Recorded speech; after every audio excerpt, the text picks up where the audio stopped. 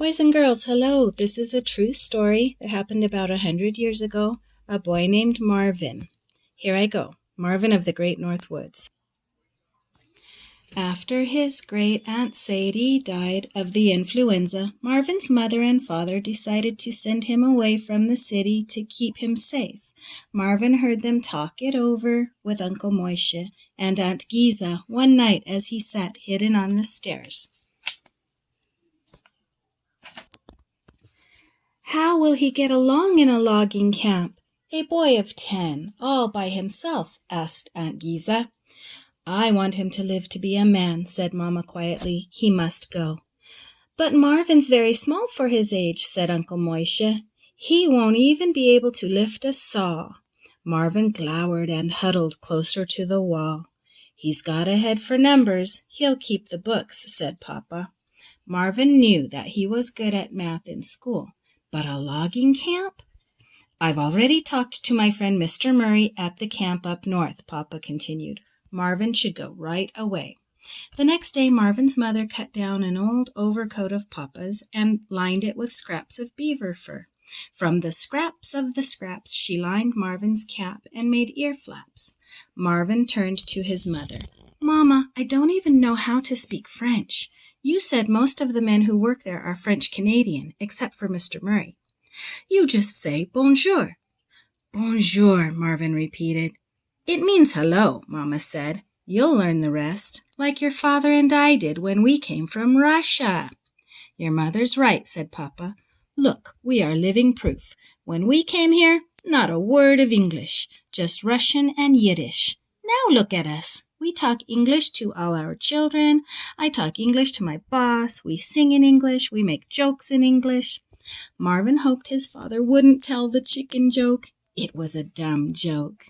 2 days later, the morning Marvin was to leave, Mama made latkes and knishes. While they were piping hot, she wrapped them in newspaper and put 2 in each of his coat pockets and 1 inside his cap to keep him warm. Don't eat them until they're almost cold, she told him. Then they'll warm you twice.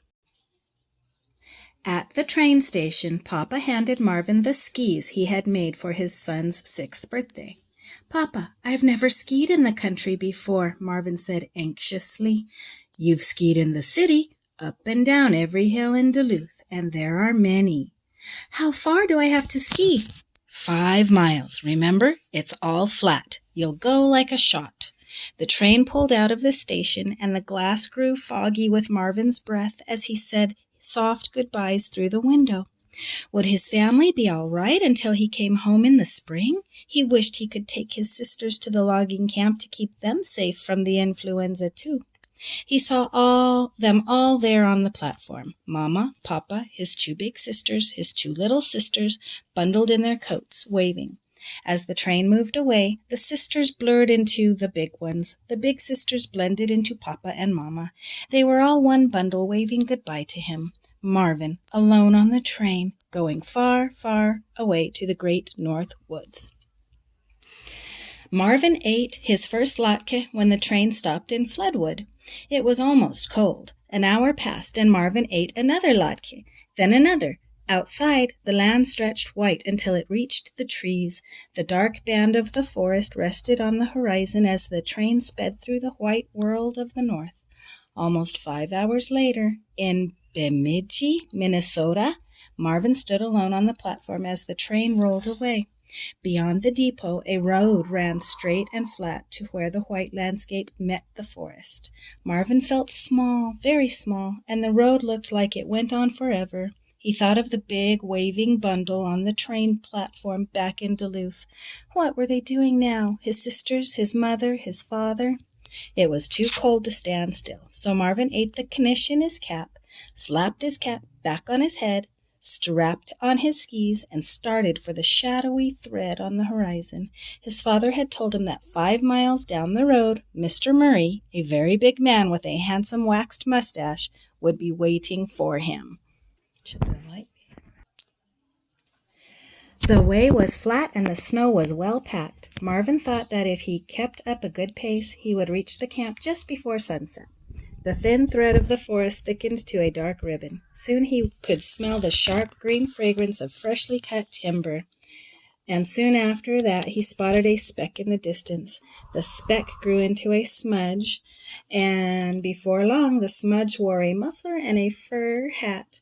Between the top of the muffler and the bottom of the hat, a huge mustache bristled with frost. "Come along, boy." Mr. Murray turned his snowshoes toward the camp at the edge of the forest. "I'm like to freeze my derriere off." That's French for bottom. So, Marven thought, now I know 2 words in French. I can say, "Hello, bottom." As they entered the camp, the longest shadows Marven had ever seen stretched across the snow, and he realized with a start that the shadows were the lumberjacks walking in the moonlight.